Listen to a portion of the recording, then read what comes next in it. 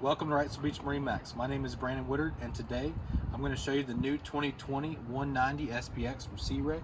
This is an outboard specific model with 150 horsepower Mercury 4-stroke. On the transom, we do have the dune color sea deck, nice and squishy on your feet. As you walk into the boat, this is where your battery switch, and your igloo cooler is located. Moving your way forward, you'll notice a nice sun pad across the transom. Also offers plenty of storage beneath.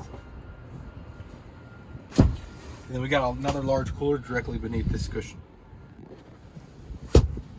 The specific 190 SPX is equipped with the dual captain chairs on both the port and starboard side.